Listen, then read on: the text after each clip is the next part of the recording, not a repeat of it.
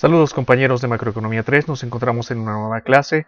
Lo que vamos a hacer es continuar con el avance del programa de Macroeconomía 3, para lo cual vamos a expandir la discusión que habíamos iniciado con el modelo de Robinson Crusoe. Comencemos. En este capítulo, en esta parte del curso, nos vamos a pasar en el capítulo 4 del libro de Barro, en un inicio, para posteriormente continuar con el desarrollo formal del libro de Dobke. Y como punto de inicio hay que recordar algunas características del modelo de Robinson Crusoe. Habíamos mencionado que el modelo de Robinson Crusoe implicaba que existía un agente. Este agente al mismo tiempo producía y consumía, lo cual daba a entender que no podía realizar intercambios. Al no poder realizar intercambios no existe mercado.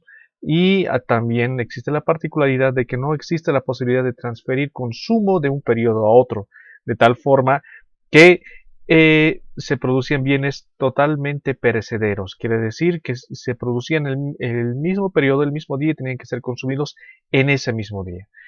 Este es uno de los principales limitantes, puesto que al considerar una modelación con estas características, estamos hablando de individuos que viven autárquicamente, es decir, que se mantienen por sí mismos sin necesidad de vivir en sociedad.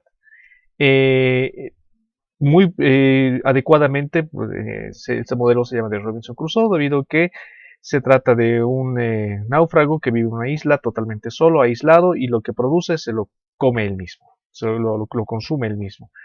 Pero considerando las economías reales, considerando que vivimos efectivamente en una sociedad, la característica de esta sociedad es precisamente que se pueda realizar intercambio, que exista algunos agentes económicos que lleven al mercado algunos bienes los cuales son adquiridos por otros agentes económicos, de tal forma que se da, como habíamos mencionado, lugar a la posibilidad de existencia de un mercado. Pero ¿y qué es un mercado? Un mercado, las definiciones clásicas mencionan que es cualquier lugar donde se realice el intercambio. Pero en la situación actual donde existe una diversidad de modalidades de intercambio, por ejemplo, compras en línea, la característica del lugar donde se realiza el intercambio queda un tanto limitada. Entonces vamos a definir que el mercado es toda aquella situación donde se realiza intercambio. Entonces no solamente nos limitamos a un lugar, sino expandimos la visión a toda situación donde se realiza un intercambio. De tal forma que surge la posibilidad de la existencia de mercados. En primer lugar, en este capítulo se va a abordar la posibilidad de la existencia de el mercado de bienes. Veamos cuáles son las características de este mercado de bienes. Para que exista este mercado de bienes, debe existir bienes. Entonces, los agentes de esta economía intercambiarán dinero por estos bienes. Pero los bienes vamos a recortarlos, es decir, vamos a hacer un supuesto para que el manejo sea un tanto más sencillo, y vamos a decir que solamente existe un solo bien en la economía, un solo bien, es decir, solamente se produce un solo bien, entonces tiene un bien homogéneo, es decir, es el mismo con las mismas características, eh, y ese único bien que se produce en la economía tiene un precio, y ese precio viene dado por P. Entonces, todos los agentes de la economía intercambiarán ese único bien a el precio P por cada uno de estos bienes homogéneos, bienes idénticos. Al mismo tiempo, si solamente existe una sola clase de bien en la economía, un solo tipo de bien, consideraremos que todos los bienes cuestan lo mismo. Y efectivamente, y como todos los bienes cuestan lo mismo, P, que es el precio de un bien, considerando que todos los bienes en la economía son los mismos, al mismo tiempo será el nivel de precios. De tal forma que no se necesita sacar un promedio de la variación de todos los bienes de la economía, considerando que todos los bienes son exactamente iguales, entonces el precio de un solo bien estará reflejando el nivel de precios de toda la economía. Son supuestos efectivamente en cierta forma alejados de la realidad, pero son simplificadores y que ayudan al análisis. En el modelo de Robinson Crusoe hacíamos abstracción del mercado, pero ahora ya lo estamos incorporando. Veamos cómo se desarrolla.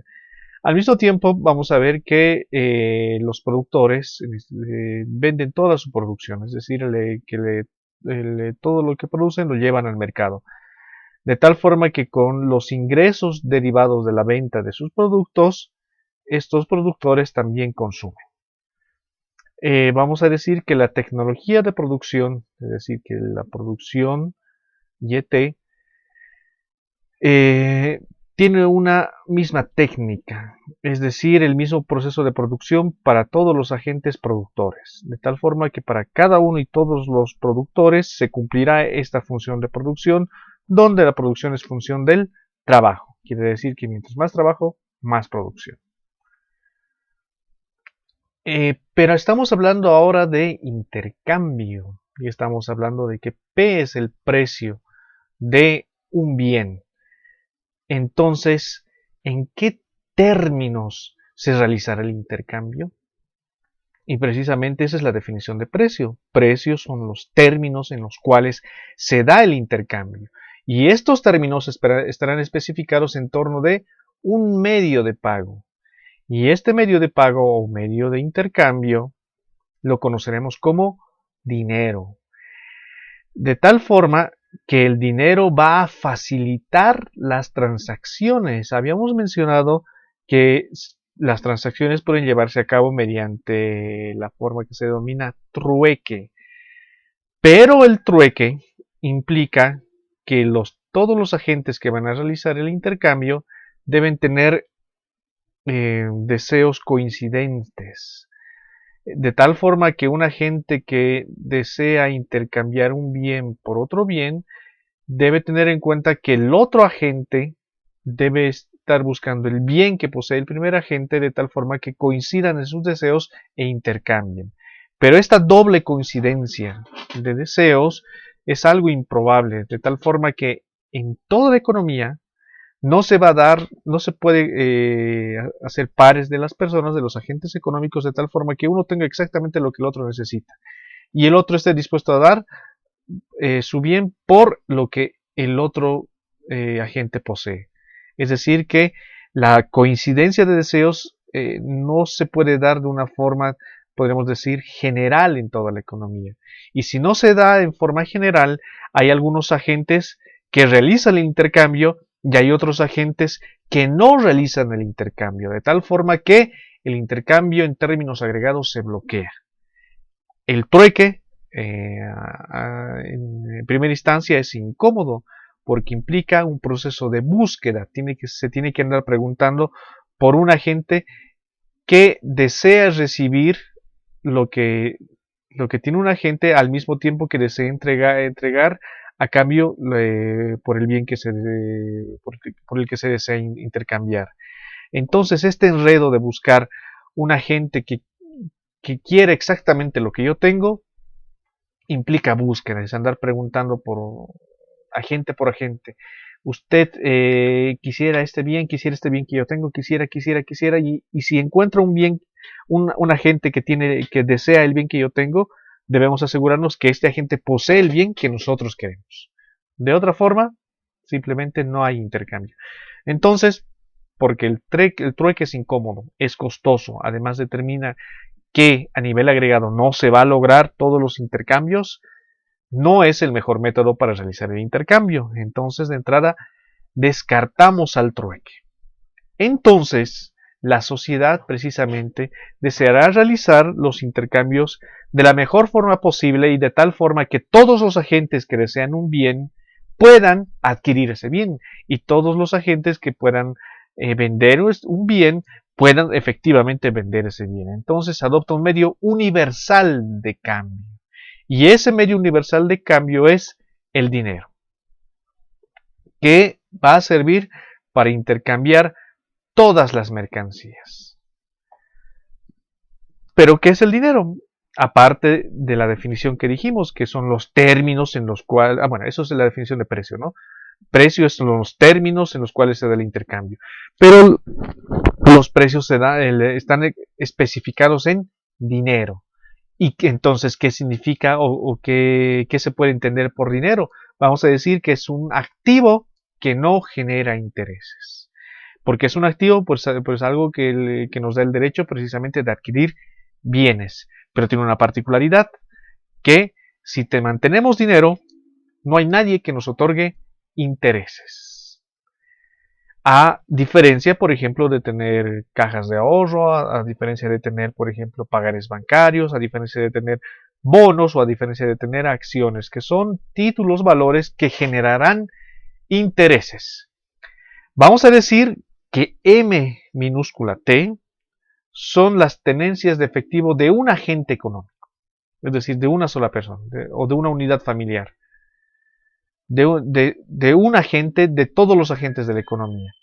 Pero que si consideramos que sumamos todas las tenencias de efectivo, todas las tenencias de dinero de todos los agentes particulares, vamos a tener que una economía en su conjunto, es decir, un país, tendrá una cantidad de M de dinero en efectivo, MT mayúscula. Entonces, en adelante vamos a considerar que las variables que estén en letra minúscula corresponden a un agente de la economía y las que estén en mayúscula van a corresponder a toda la economía. Vamos a suponer también que existe competencia perfecta. Recordemos que la principal característica de la competencia perfecta es que cada consumidor individual o cada vendedor individual tiene un poder de mercado insignificante. En otras palabras, no tiene poder de mercado. ¿Y qué significa el poder de mercado? Que no tienen capacidad de influir sobre el precio de mercado. Entonces, cada agente individual no puede decidir el precio. El precio viene determinado por el mercado, por las fuerzas de oferta y demanda. Nuevamente es un supuesto fuerte, con competencia perfecta, pero nos va a servir para construir este análisis. Efectivamente, como les había mencionado, existen cursos en la currícula de la carrera de economía, como por ejemplo organización industrial, en la cual se estudia a fondo las imperfecciones de mercado, quiere decir aquella situación en la cual agentes económicos sí pueden influir en el precio de mercado. Vamos a continuar con los supuestos de este modelo y vamos a decir que el nivel de precios es constante, es decir, que el precio de cada bien, del único bien que se produce, el único bien homogéneo de esta economía, no cambia. Y como es un solo bien, podemos entender que el precio de ese bien también es el nivel general de precios. Por lo tanto, la inflación será de 0. Si el nivel de precios es constante, es decir, los precios no cambian periodo tras periodo, no se genera inflación. Es decir, por ahora no vamos a estudiar a la inflación, sino nos vamos a concentrar en otros aspectos que los vamos a ir descubriendo conforme avancemos con esta lección. Entonces, con P, que es el precio de cada bien, se compra una unidad de bien. Y con una unidad monetaria, es decir, podemos pensar en un peso, se compra 1 sobre P, es decir, que lo tenemos como el recíproco de bien. Es decir, con una unidad monetaria se compra 1 sobre P unidades de bien. Bueno, 1 sobre P entonces será el valor de una unidad monetaria. M es el valor del dinero en unidades monetarias. Es decir, que M será una cantidad de dinero, una cantidad de pesos, es una cantidad nominal. M sobre P, es decir, si dividimos M, la cantidad de dinero, la cantidad de pesos, por el nivel de precios, es el valor del dinero en bienes. Quiere decir que estaremos expresando la cantidad de dinero no en pesos, sino en la cantidad de bienes que se puede comprar con M, siempre y cuando lo dividamos entre P. Entonces, M dividido entre P se expresa en unidades de bienes, es decir, está en términos reales. En otras palabras, serán los saldos reales, ¿no es cierto? Quiere decir que M solita es cantidad de dinero, pesos, cantidad de pesos, pero M sobre P es lo que se puede comprar con esa cantidad de dinero. Es decir, estamos pensando en términos de bienes que se pueden comprar con esa cantidad de dinero. Por eso es la diferencia entre lo nominal, que está en pesos, y lo real, que se expresa en bienes. Continuamos. También se va a establecer que puede existir otro mercado, y es el mercado del crédito. Como anunciábamos al inicio de esta lección, haciendo el repaso de la economía de Robinson Crusoe, una de las características era que los bienes eran perecederos, que no se podían almacenar. Es decir, que los recursos no se pueden trasladar en el tiempo. Evidentemente, esta es una situación muy limitante. Pero ahora vamos a relajar ese supuesto, vamos a levantar ese supuesto y vamos a decir que efectivamente se puede transportar poder adquisitivo de un periodo a otro periodo. De tal forma que algunos agentes económicos pueden pedir prestado, es decir, pueden endeudarse, y otros podrán otorgar un préstamo, es decir, podrán ahorrar y en compensación recibirán después de un periodo su principal más una tasa de interés. De tal forma que, ¿cómo se va a dar este mercado de crédito? El mercado de crédito se va a dar mediante un instrumento que se llama bono. Quiere decir, quienes tienen un excedente de ingresos, un excedente de dinero, se puede prestar mediante la emisión de un documento que se denomina bono. Al emitir un bono, se vende el bono, se vende este documento y se da la operacionalidad precisamente del mercado de crédito. El tenedor del bono, que es el prestamista, es decir, quien otorgó los recursos a cambio de esta promesa de pago que es el bono, tiene un derecho sobre el prestatario. El prestatario es quien recibe el dinero, es decir, quien emite el bono es el prestatario, lo vende al prestamista, el prestamista da dinero al prestatario y el prestamista se queda con el documento para que dentro de un periodo de tiempo pueda recibir por parte del prestatario el principal, es decir, el monto que le dio, al mismo tiempo que una tasa de interés. Quiere decir que la actividad de préstamo no va a ser gratis, sino que siempre va a tener un precio determinado por una tasa de interés. Entonces, los prestamistas son los que otorgan el préstamo y los prestatarios son los que reciben el préstamo en términos de dinero. Cuando se compra una unidad de bono con una unidad monetaria, entonces se presta una unidad monetaria en el mercado de crédito. Entonces, el mercado de crédito comienza a operar, comienza a funcionar precisamente a través de bonos. Cuando un agente emite una unidad de bono, es decir, al emitir un bono está diciendo que tiene necesidades de financiamiento, que va a vender una promesa de pago de un principal más un interés a cambio del principal inmediatamente, se dice que este agente emite una unidad de bono a cambio de una unidad monetaria. Entonces pide prestado una unidad monetaria. Vamos a decir que en este mercado de crédito los bonos tienen un periodo de maduración de un periodo. ¿Qué es la maduración? La maduración es el periodo de vida del bono. Quiere decir que si yo en 2000 emito un bono y lo vendo, recibo, por ejemplo, un bono de 100 pesos, recibo 100 pesos. Y en el año 2001, el bono ha madurado, por lo tanto yo tengo que devolver esos 100 pesos más su correspondiente tasa de interés. Es decir, que en el momento en que se compra o se vende un bono, posteriormente, después de un año, habrá que entregar o recibir una tasa de interés.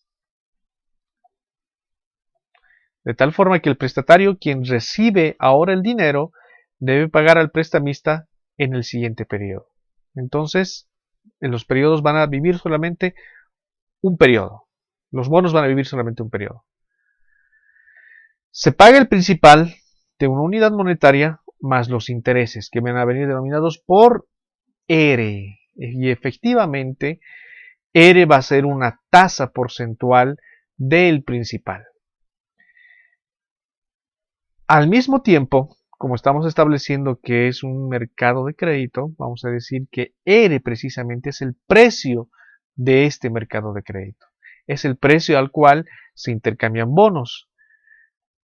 Pero también vamos a suponer que también existe en este mercado competencia perfecta, de tal forma que R debe ser, la tasa de interés debe ser la misma para todos los bancos. Al existir competencia perfecta, ningún banco puede influir individualmente sobre la tasa de interés de toda la economía. Es decir, que al estar representado por competencia perfecta, cada banco no tiene poder de mercado y cada banco no puede influir individualmente sobre la tasa de interés. Una situación que tal vez se aleja un tanto de la realidad debido a que conocemos que existen bancos que son más grandes que otros y bancos que la ley los considera como preponderantes, de tal forma que son demasiado grandes para caer. Si en alguna situación se encontraran en crisis, ya sea de liquidez o de solvencia, la autoridad, en este caso la Comisión Nacional Bancaria y de Valores y el Banco de México en su conjunto, tienen la responsabilidad de rescatar este banco. Es decir, tienen el llamado de que este banco no quiebre, precisamente porque es preponderante. Entonces, la industria bancaria precisamente en la realidad se caracterizará por la no competencia perfecta. No existe competencia perfecta. Bueno, por ahora vamos a suponer que sí existe competencia perfecta para simplificar el modelo. Y vamos a denominar como BT el número de bonos que posee una economía doméstica en el periodo T. Pero recordemos, BT está en minúsculas, por lo tanto, efectivamente corresponde a una unidad económica, solamente a un agente de esta economía. Pero vamos a tener que en el agregado, es decir, sumando todos los bonos de la economía, resulta que deben sumar igual a 0. ¿Por qué? Resulta que hay algunos agentes que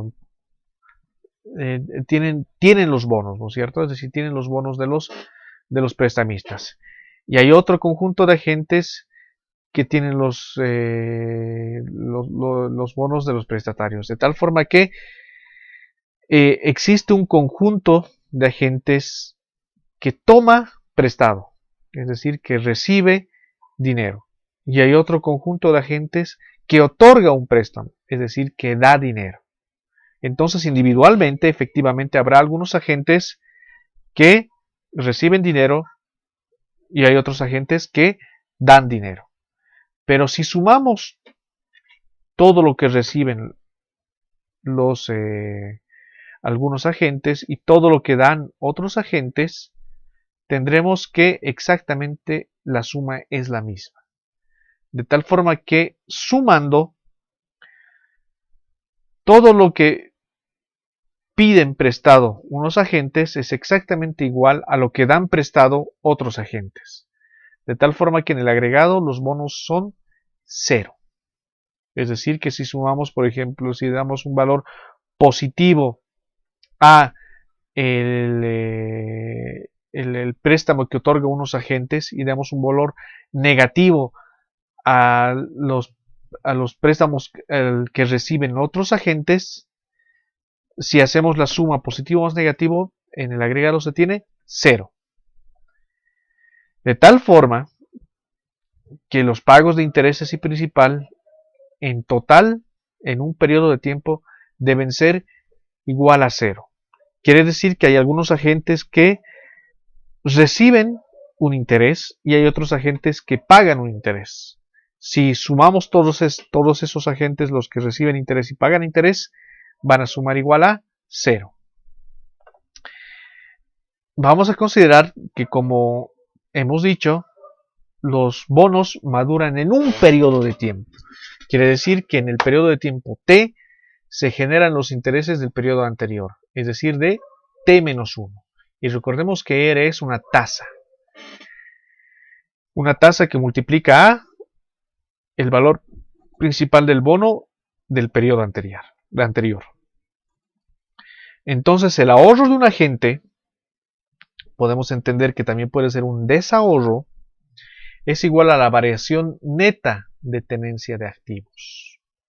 Entonces, el ahorro individual, es decir, el ahorro de cada agente económico, será igual a los bonos que posee en T menos los bonos que poseía en T-1. Entonces, si ahora posee más bonos, significa que está ahorrando. Si ahora posee más bonos que antes, significa que está ahorrando. Pero si ahora posee menos bonos que antes, está desahorrando. Pero esta es la situación para el agente económico individual. Si consideramos todos los bonos para toda la economía, debido a que todos los préstamos otorgados son iguales a los préstamos recibidos, será que en el agregado los bonos de un periodo son iguales a los bonos de otro periodo, lo cual es 0, porque en cada periodo se verifica que el total de bonos es 0 en el agregado. Todos, la suma debe ser igual a 0, pero consideremos que hay algunos agentes que otorgan préstamos y hay otros agentes que reciben préstamos. Pero en suma, todos deben sumar 0. Por lo tanto, el ahorro agregado de esta economía es igual a 0. Es decir, en su conjunto, la economía tiene un ahorro de 0, debido a que la cantidad que algunos agentes económicos ahorran es exactamente igual a la cantidad que otros agentes económicos desahorran. Unos ahorran, otros desahorran, por lo tanto, sumando todas esas cantidades es igual a 0. Para que esto sea más claro, simplemente decimos que los créditos son iguales a las deudas. ¿Y qué activos puede poseer un agente económico? Los activos financieros que posee un activo económico pueden ser de dos formas: dinero y bonos. Cuando se tiene dinero en efectivo, es decir, son tenencias de dinero no negativos, cuando la cantidad de dinero efectivo, billetes y monedas que se tiene son mayores a 0, y también se tendrá que en el agregado, en total, los bonos siempre van a ser igual 0 para toda la economía, considerando que hay algunos agentes individuales que otorgan créditos y hay otros agentes económicos individuales que reciben créditos. Pero en suma, esos créditos otorgados y esos créditos recibidos son exactamente iguales, por lo tanto se hace 0. Entonces, en el agregado, si el total de bonos es igual a 0, el stock de activos financieros es igual al stock de dinero. Quiere decir que todos los activos financieros van a estar constituidos exclusivamente de dinero. Ahora, la variación de activos financieros de un agente individual, ya no estamos en el agregado, sino individual, va a ser igual al ahorro de ese agente. En otras palabras, vamos a decir que la variación de activos, el dinero que se posee este año, en comparación al dinero que se poseía el año pasado, y si consideramos también los bonos que este agente económico posee este año, y también consideramos los bonos que este agente económico individual poseía el año pasado. Entonces, si tenemos más dinero que el año pasado, y si tenemos más bonos que el año pasado, esta cantidad será igual al ahorro. Pero vamos a considerar que en su totalidad, es decir, agregando para todos los agentes de la economía, el stock de dinero es constante. Quiere decir que hay algunos agentes económicos que tienen más dinero, pero será a costa de que otros agentes económicos tienen menos dinero. Pero en total, la cantidad de dinero agregada de la economía resulta que permanece constante. Quiere decir que la cantidad de dinero para toda la economía de este año es igual a la cantidad de dinero de la economía del año pasado. Por lo tanto, la cantidad de dinero de este año menos la cantidad de dinero del año pasado para toda la economía es igual a cero. Por lo mismo podemos pensar que la cantidad de bonos, es decir, por las razones que hayamos expuesto, si en BT los bonos son ceros, es decir, que en este año los bonos en términos agregados son igual a cero, también el año pasado fueron igual a cero, por lo tanto, BT menos 1, los bonos de este año menos los bonos del año pasado son igual a cero. De tal forma que en esta economía el ahorro va a ser igual a cero en cualquier periodo de tiempo. No se ahorra en esta economía. En términos agregados, los agentes económicos individuales sí pueden ahorrar o desahorrar, pero en el agregado, es decir, sumando todos los agentes, resulta que el ahorro debe ser exactamente igual a cero para cualquier periodo, para este año, los años pasados o los años venideros. Vamos a introducir un concepto, el concepto de restricción presupuestaria. Es análogo recordando la restricción presupuestaria que se llevó en microeconomía, por ejemplo, 1, donde se decía que la restricción presupuestaria es la cantidad de dinero que se tiene para comprar los diversos bienes de la economía y que yo no puedo comprar más bienes de lo que tengo en ellos para gastar. Quiere decir que la cantidad de bienes que puedo adquirir está limitada por la cantidad de dinero que tengo. Simplemente esa es una restricción presupuestaria. Si tengo mucho dinero, compro muchos bienes. Si tengo poco dinero, compro pocos bienes. Esa misma idea de microeconomía, recordemos que se hacía una restricción de presupuesto, la extrapolamos ahora en macroeconomía y la vamos a expresar de la siguiente manera.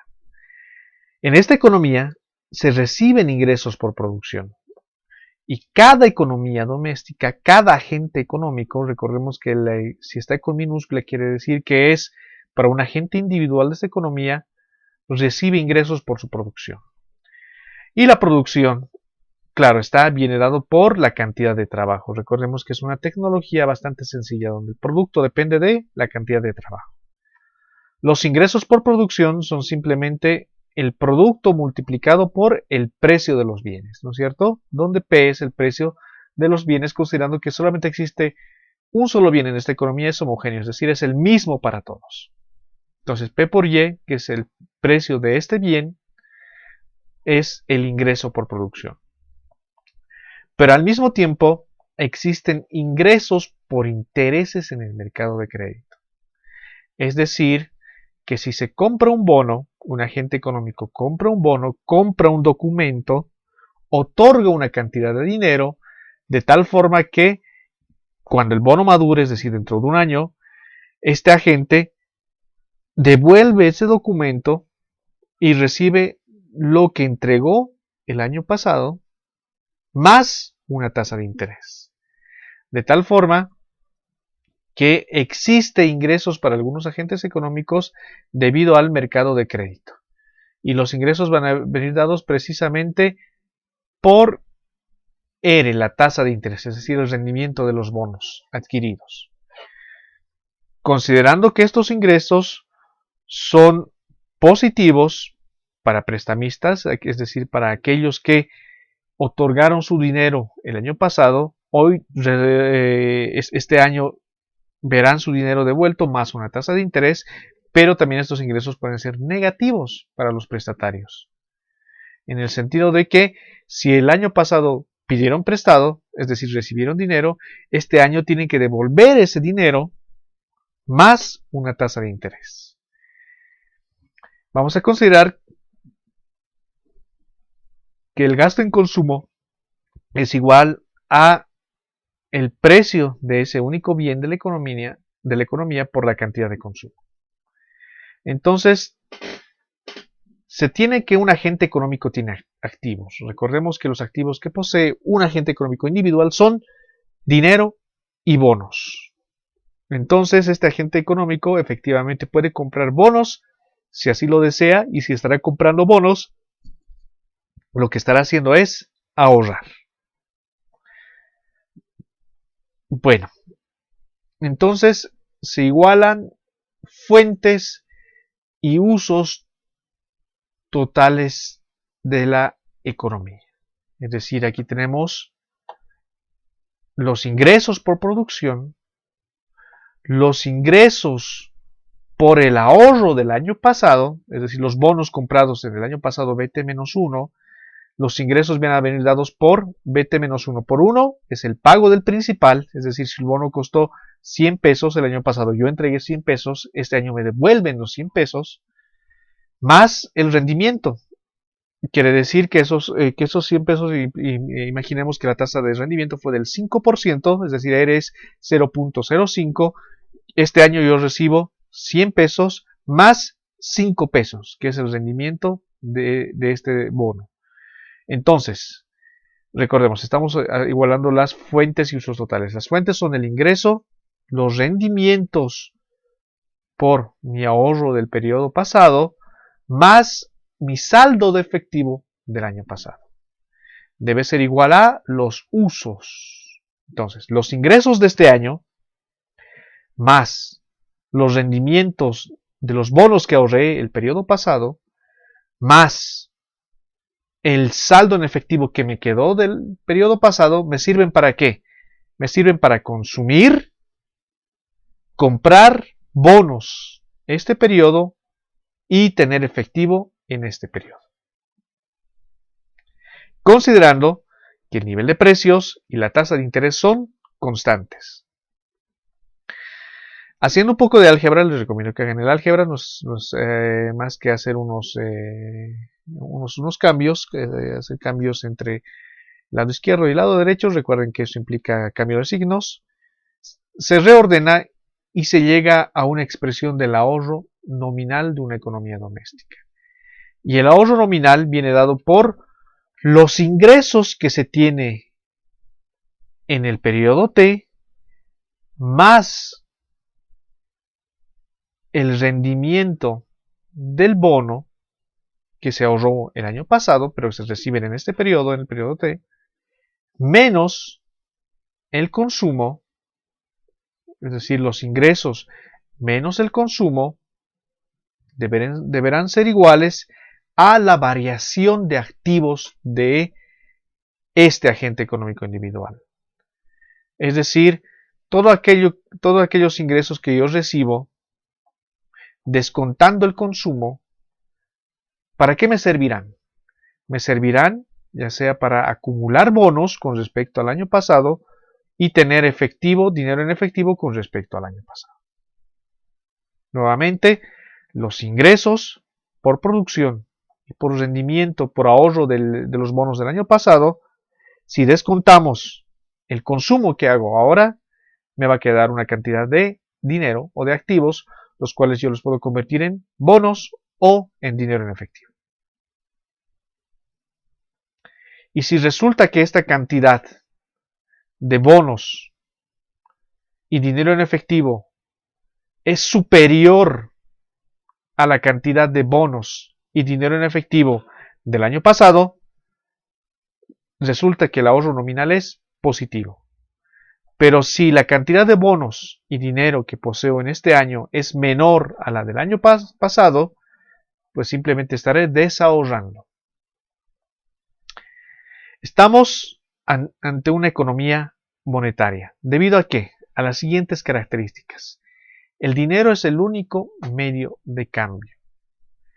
Quiere decir eso, es decir, interpretando que el dinero es el único medio de cambio, solamente se pueden hacer transacciones con dinero. De tal forma que con dinero se puede comprar bienes y con dinero se pueden comprar bonos.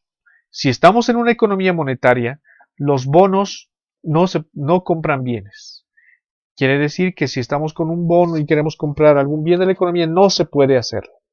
Al mismo tiempo que los bienes no compran bienes. Es decir, no estamos en una situación en la cual el trueque sea válido. Estamos ante una economía monetaria. Entonces el trueque no es válido. De tal forma que en este caso los bonos no son medios de cambio, sino serán instrumentos de ahorro. Serán instrumentos de ahorro que se intercambian exclusivamente en el mercado de crédito. Vamos a decir que el dinero M es la moneda de curso legal. Es decir, es la moneda oficial en un país. En el caso de México, la moneda de curso legal es el peso mexicano. En Estados Unidos, la moneda de curso legal es el dólar estadounidense. Entonces, al mismo tiempo que decimos que es de curso legal, decimos que es el medio por el cual se usa para pagar deudas públicas y privadas. Quiere decir que si algún agente económico tiene deuda con otro agente económico, bien lo puede pagar en dinero.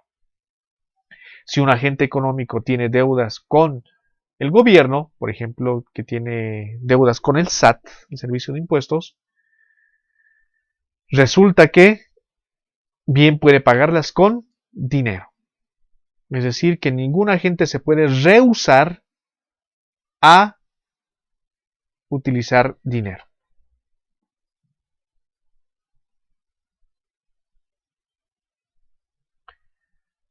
Bueno, continuemos. También vamos a especificar que el Estado, es decir, el gobierno, es el que tiene el monopolio de la emisión de dinero. Nadie más que el Estado, nadie más que el gobierno puede emitir dinero. Por más tal vez extraño que parezca, por más obvio que parezca, estamos diciendo que solamente el gobierno puede imprimir dinero. A pesar de que efectivamente existan algunos agentes económicos que imprimen dinero, pero eso es un delito y se llama falsificación. Entonces vamos a entender que el dinero es una forma transitoria de guardar poder adquisitivo. Lo que vamos a hacer al tener dinero en efectivo es tener poder adquisitivo. Poder tener la capacidad de compra fácilmente mediante dinero. Para eso va a servir fundamentalmente el dinero, para realizar transacciones, para poder poner en práctica su poder adquisitivo. Ya hemos especificado la restricción presupuestaria. Pero ahora vamos a también especificar cuánto dinero desea mantener un agente económico. Es decir, cuánto efectivo demandará un agente económico individual. Vamos a partir de los supuestos de este modelo. Digamos que se trata de un agente jubilado, es decir, una unidad económica que está constituida por un jubilado que en su juventud trabajó y que ahora ya no trabaja, pero que vive de los activos que acumuló en el pasado. Es decir, que tiene activos que están en el banco. Y resulta que los activos que puede tener este agente económico, según los supuestos que hemos establecido, son dinero en efectivo y bonos. ¿Por qué tiene bonos? Los bonos tienen una particularidad y es que rinden intereses. Es decir, que si yo mantengo bonos periodo tras periodo, no solamente mantengo mi dinero de forma estática. Es decir, si mantengo 100 pesos en un año, al tenerlos en efectivo, esos 100 pesos continúan siendo 100 pesos. Pero si mantengo esos 100 pesos en forma de un bono, resulta que a fin de año se convirtieron en 105 pesos si la tasa de interés es del 5%. Y si al siguiente año esos 105 pesos que ahora tengo los reinvierto en otro bono, ahora compro 105 y tendré 105 más 5% de 105, de tal forma que el dinero en el tiempo va creciendo, haciendo que pueda escapar a la pérdida de poder adquisitivo que fundamentalmente viene dada por la tasa de inflación. En este caso, en este modelo, no tenemos inflación. Pero conviene más tener más a menos. Recordemos la lógica del consumidor. Si tenemos más dinero, es mejor que tener el mismo dinero. Por lo tanto, una parte de los activos de este jubilado se van a mantener en bonos. Pero hemos mencionado que estamos ante una economía monetaria. Y al estar ante una economía monetaria, no podemos utilizar bonos para realizar transacciones. Entonces necesitamos un poco de efectivo que no genere intereses para realizar transacciones como por ejemplo consumo. Entonces el gasto en consumo es constante y está dado en P por C unidades monetarias. Se va a retirar fondos en un intervalo T y T va a ser igual a la fracción de año en la cual vamos cada vez al banco. Quiere decir que si vamos una vez cada mes, el año lo estaremos dividiendo en 12 partes, es decir, en 12 meses, y por lo tanto T estará constituido en un doceavo fracción de año. Y esto implica que se tiene un retiro mensual. Pero al mismo tiempo vamos a establecer que cada intercambio de bonos que se tiene en el banco, que rinden intereses, por dinero en efectivo, recordemos que el dinero lo queremos para realizar consumo, cada vez que yo voy al banco, esto tiene un costo de transacción. Para que esto funcione de forma más intuitiva, pensemos que cada vez que yo voy al banco y retiro dinero, me cobran una comisión. Cada intercambio, es decir, cada vez que yo voy al banco, cada vez que yo retiro dinero del banco, es decir, transformo los bonos que tengo guardados en dinero en efectivo, cada intercambio cuesta gamma pesos y es de cuota fija. Quiere decir que sin importar que saque mucho o poco dinero, gamma es el mismo. Es la misma proporción. Los costos totales de transacción al año van a venir dados por el costo de cada intercambio por las veces que se va al año dividido entre P. Es decir, para hacer abstracción del nivel de precios. Es decir, que estaremos considerando el costo real de transacción. Y el costo real de transacción lo estaremos pensando en bienes, es decir, en bienes que se pueden comprar y no en unidades monetarias, simplemente. ¿Y para qué se va al banco? Se va al banco a retirar dinero para cubrir los gastos en un periodo de tiempo. Quiere decir que si T es igual a 1 sobre 12, fracción del año, quiere decir que se va una vez cada mes, durante 12 veces al año, resulta que se va en enero, a inicios de enero, para cubrir todos los gastos de enero. Se va a inicios de febrero para cubrir todos los gastos de febrero. ¿Y en qué se gasta? Precisamente se gasta en consumo. Entonces se requiere una cantidad total de PC, los gastos totales, por T, y al final del intervalo del periodo T se acaba el dinero. Y nuevamente hay que ir al banco. Quiere decir que a inicio de mes se tiene esta cantidad de dinero y al final se tiene cero. Nuevamente en febrero se va al banco, se tiene esta cantidad de dinero, se acaba en T cuando se acabó el mes, en marzo nuevamente se va y se tiene esta cantidad, se retira esta cantidad de dinero y así sucesivamente.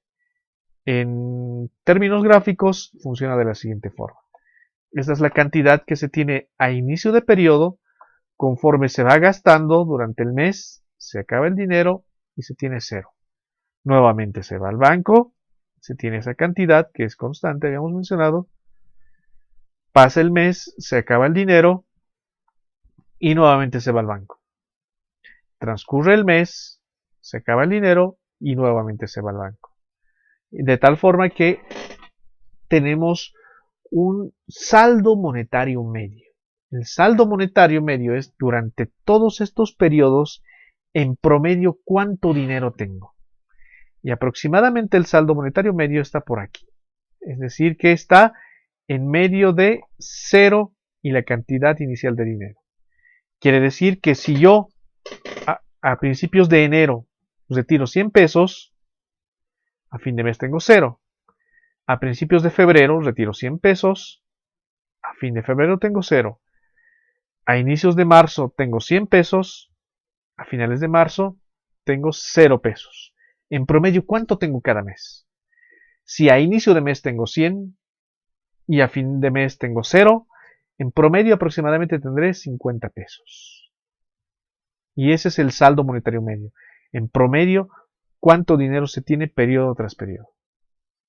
Pero si queremos considerar que ese saldo monetario medio, que está en pesos, en términos de poder adquisitivo, es decir, los bienes con los cuales, los bienes que se pueden adquirir con este saldo monetario medio, lo que hacemos es dividir entre P, es decir, M entre P, y toda esta expresión también entre P, pero resulta que P entre P es igual a 1. Por lo tanto, nos quedará que los saldos monetarios reales es igual a 1 medios que multiplica CT, porque P con P se van.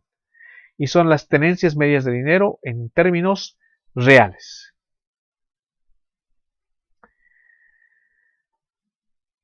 Resulta que si aumenta la cantidad de dinero, si aumenta M, es decir, si aumenta la cantidad que se retira periodo tras periodo,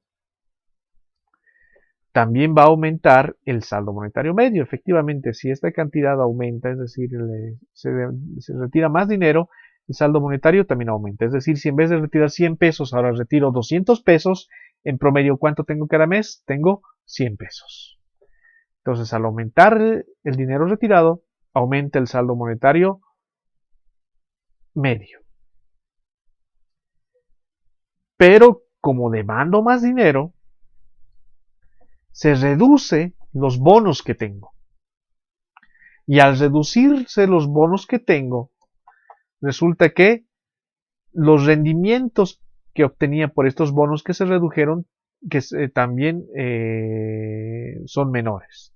Es decir, al tener menos bonos, por tener más efectivo, los rendimientos por intereses disminuyen. Entonces aquí vemos que existe un costo de oportunidad. Y efectivamente el costo de oportunidad es el de percibir intereses. Si yo tengo mucho dinero en efectivo, recordemos que ese dinero, que 200 pesos, se quedan periodo tras periodo como 200 pesos. No se incrementa. ¿Cuál es el costo de oportunidad? El costo de oportunidad es el dinero que yo obtendría como rendimiento si esos 200 pesos estuvieran en forma de bonos en el banco. Si esos 200 pesos estuvieran en forma de bonos, el primer periodo yo obtendría 210 pesos. El siguiente periodo 210 pesos más su 5% y así sucesivamente.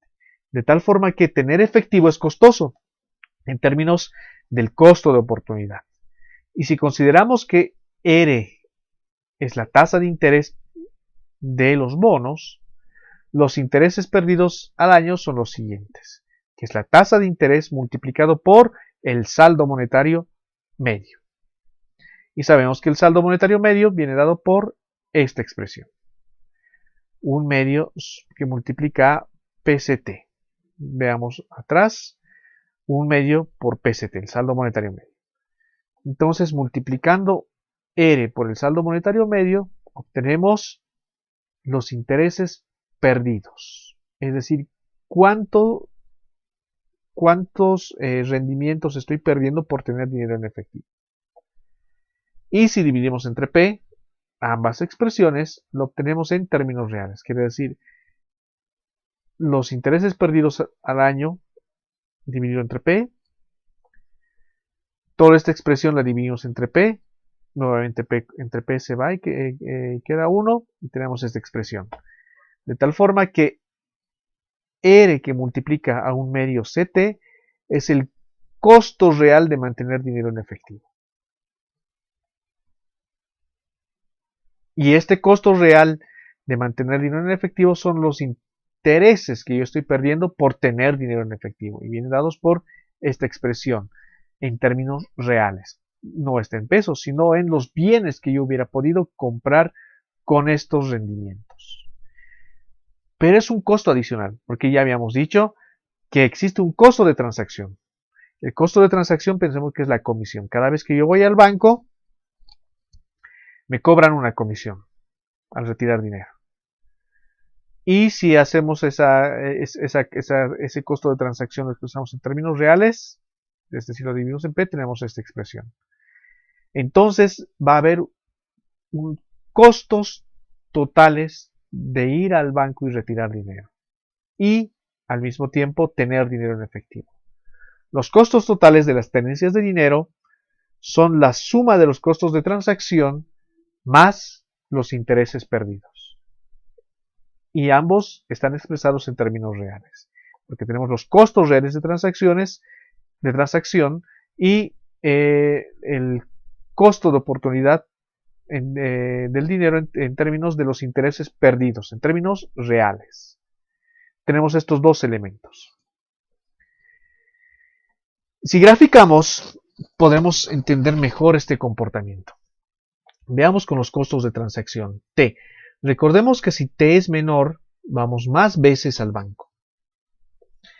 Quiere decir, por ejemplo, que si T es pequeño, iríamos, por ejemplo, cada quincena. Ya no iríamos un mes, cada mes, sino iríamos cada quincena. Por lo tanto, en vez de ir un T que es un mes, iríamos dos veces. T1 y T2, es decir, dos veces en una quincena. Pero podemos hacerlo todavía más pequeño y hacerlo semanal. Representarlo como un T que implicaría T1, 2, 3, 4. 4 veces en un mes.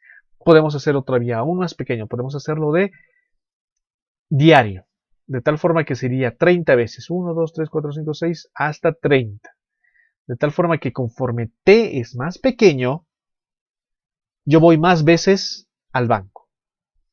Pero resulta que si voy diariamente al banco, por ejemplo, estaré por aquí, los costos de transacción son elevados. ¿Por qué? Recordemos que si vamos diariamente, semanalmente, quincenalmente o mensualmente, cada vez que vayamos a la ventanilla del banco, el cajero nos va a cobrar lo mismo, la misma comisión, independientemente de la cantidad de dinero que saquemos. Quiere decir que si yo voy pocas veces, si yo voy muchas veces al mes, gastaré mucho en comisiones. Si voy diariamente, cada día gasto la misma comisión que puedo gastar solamente una sola vez si voy una vez al mes. De tal forma que si voy muchas veces, los costos de transacción son mayores. Pero si voy, por ejemplo, cada 2 meses, los costos de transacción son menores aún. T2. Si voy todavía cada 6 meses, los costos de transacción son todavía menores. Si voy una vez al año, el costo de transacción va a ser muy pequeño. Y así, conforme T tiende a infinito, los costos de transacción tienden a 0. ¿Está bien? Por eso es que se tiene que, si voy muchas veces al banco, muchos costos, y si voy pocas veces al banco, pocos costos. Veamos qué pasa con los costos totales en intereses perdidos. Resulta que yo si voy a diario al banco, saco muy poco dinero, solamente para lo que voy a utilizar en un solo día. De tal forma que los bonos que tengo en el banco, saco una fracción muy pequeñita y la convierto en dinero. De tal forma que el costo de oportunidad en términos de los intereses que hubiera estado rindiendo esta cantidad de dinero son muy pequeños. Si ya voy, por ejemplo, semanalmente, saco más dinero, ¿no es cierto?, que si fuera diariamente. Si voy diariamente, solo saco para un día. Pero si voy semanalmente, saco para toda una semana. Es más dinero. Entonces, el costo de oportunidad es mayor.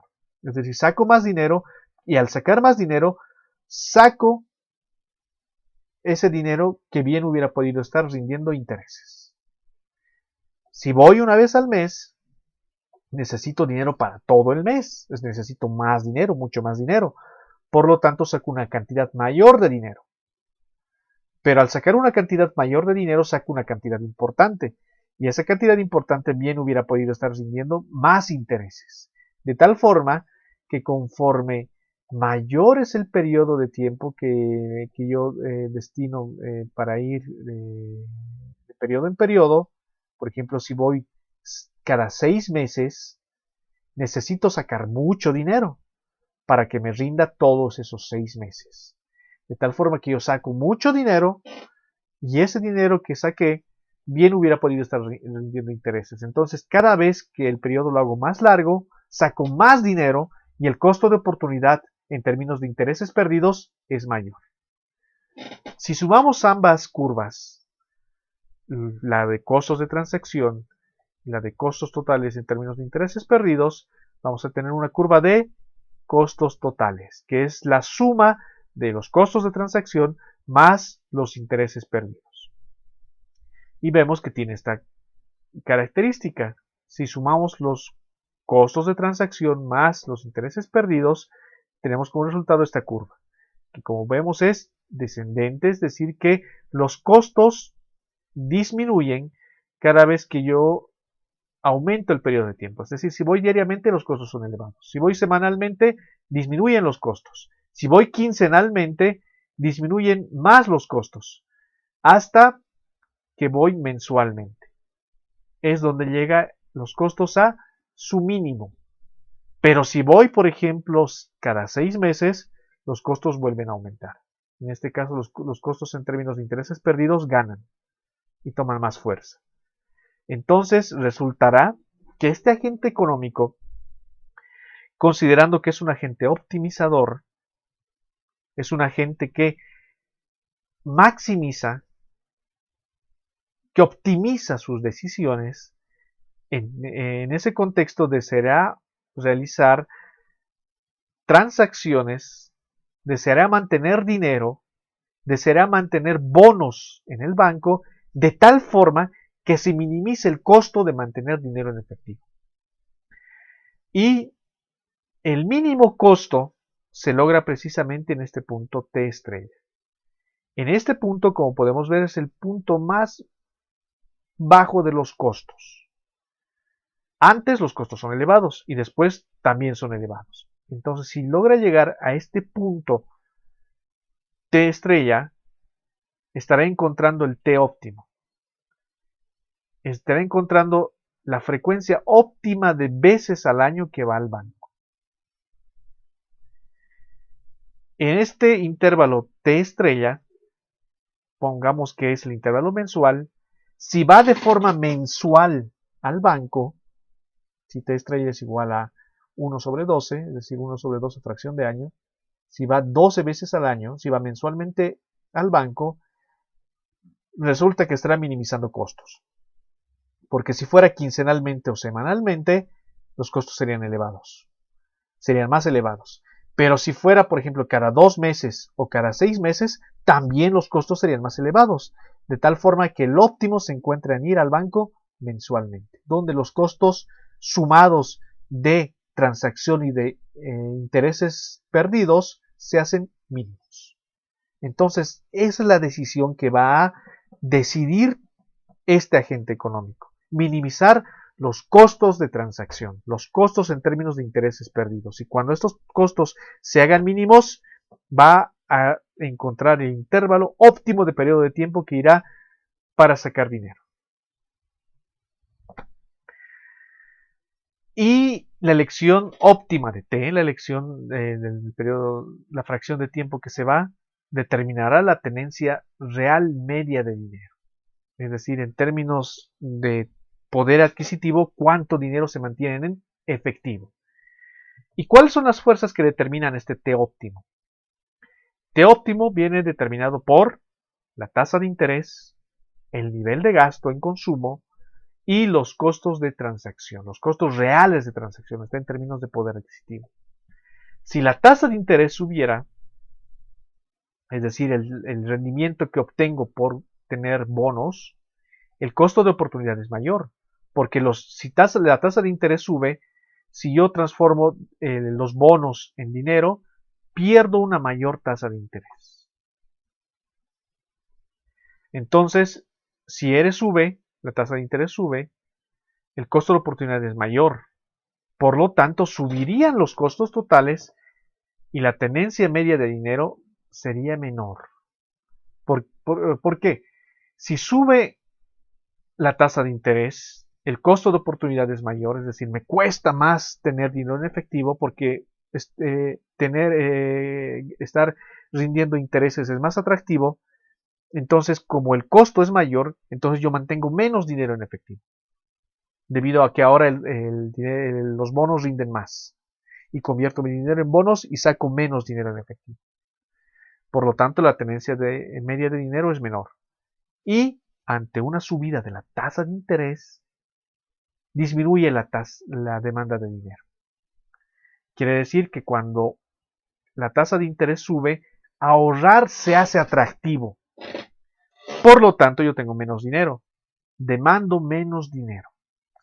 Esto se puede ver en la gráfica siguiente, donde las líneas punteadas muestran precisamente una mayor tasa de interés. Recordemos que tenemos el costo de oportunidad en términos de tasa de los intereses perdidos. Si la tasa de interés subiera, se desplaza todo el costo en términos de intereses perdidos hasta la curva donde dice nuevo costo de los intereses perdidos, que es mayor que la anterior. Al ser mayor, si sumamos esta nueva curva con la curva de costos de transacción, vamos a tener una nueva curva de costos totales.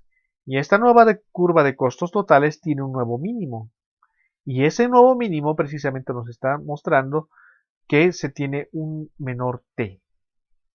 Pensemos que ya no es óptimo ir mensualmente, sino es óptimo ir quincenalmente. La frecuencia se reduce.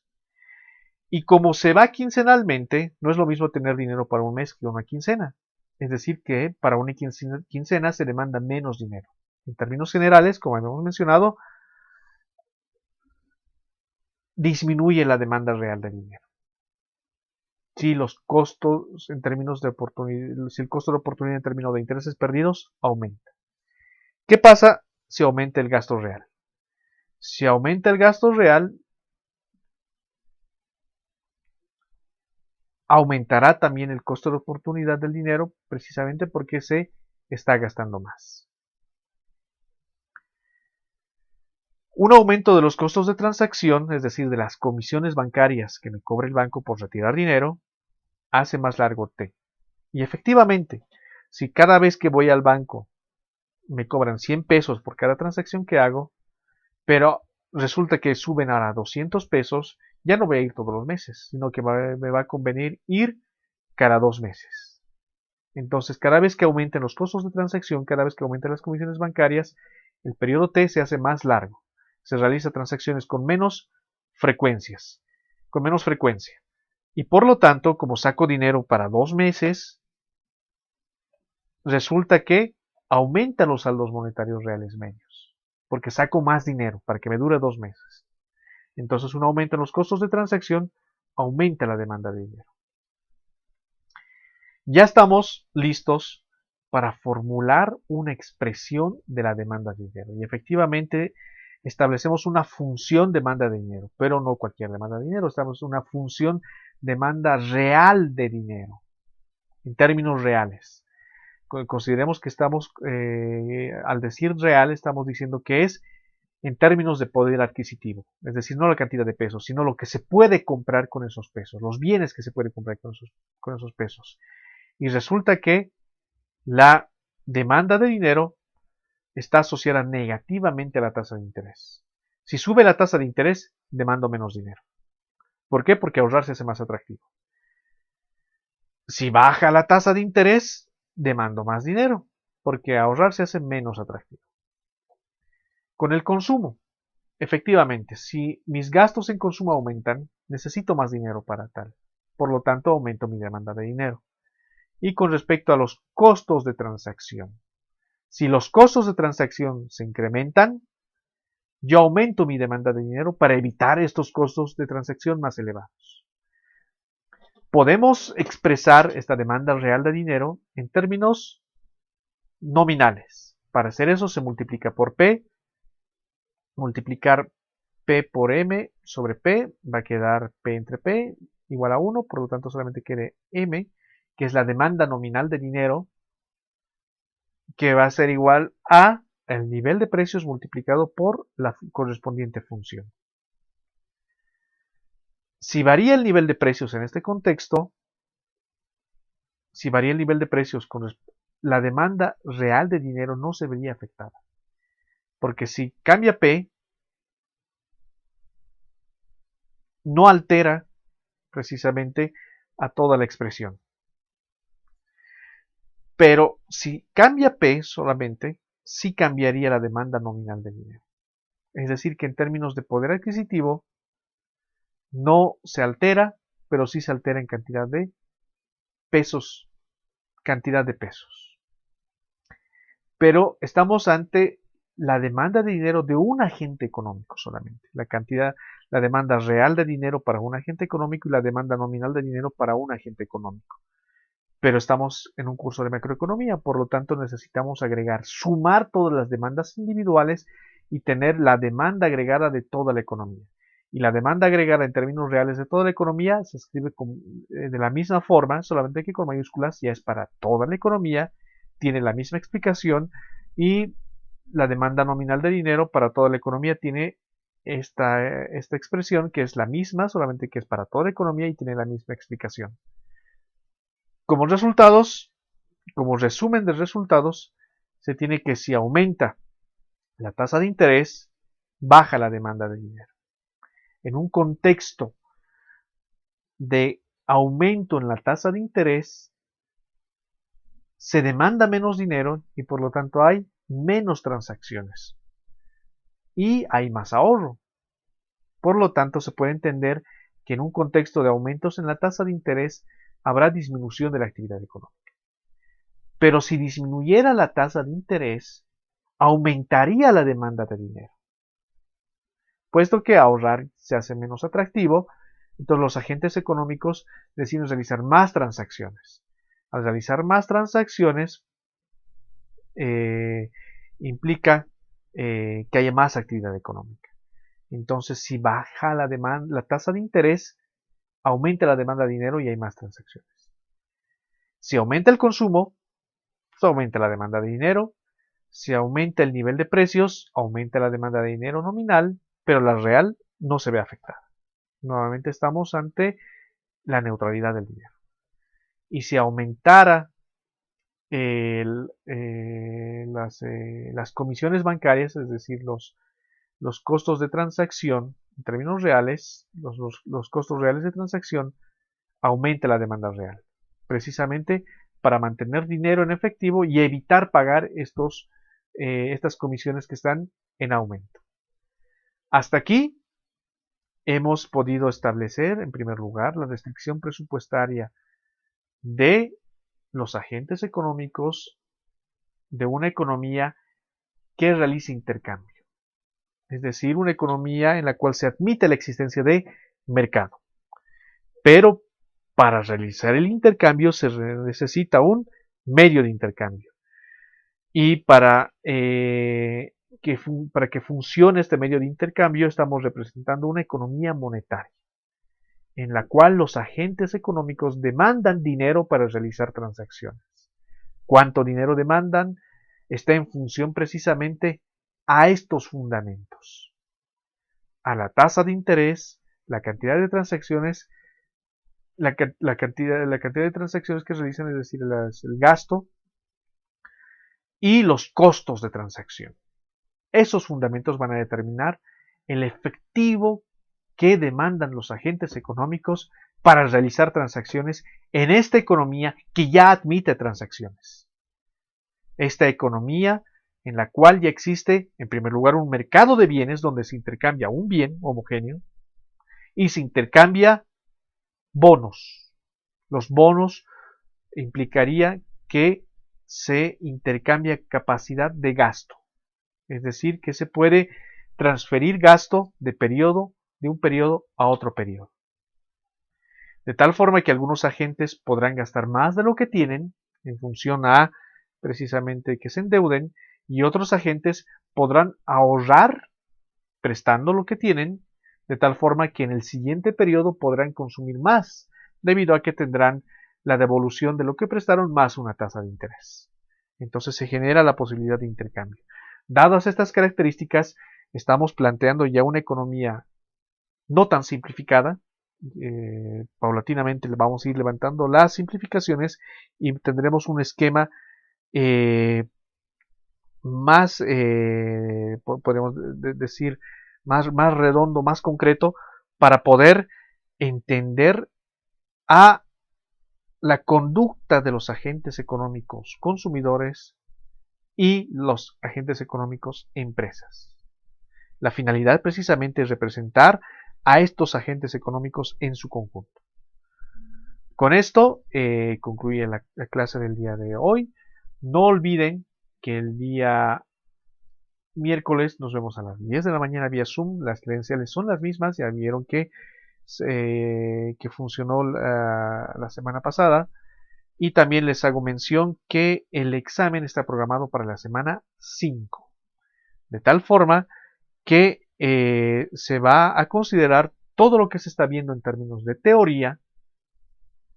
Ya se les ha mandado un ejercicio para que resuelvan con respecto a un problema de optimización. Se había mandado una nota aclarando los pasos con respecto a la economía de Robinson Crusoe y se plantea otro ejercicio con otra forma funcional de la función de utilidad y con una forma de resolución alternativa. De tal forma que espero que el miércoles me digan cómo han avanzado con estos problemas que pueden tomarlo como precisamente la guía de su examen sin descuidar la teoría. Recordemos que la teoría que estamos avanzando va a entrar también en el examen y los ejercicios que están resolviendo son la guía para los ejercicios que también van a entrar en el examen. Bueno, eso es todo por hoy. Nos vemos la siguiente sesión de Zoom y dentro de una semana en la siguiente sesión en video. Que estén muy bien. Muchos saludos.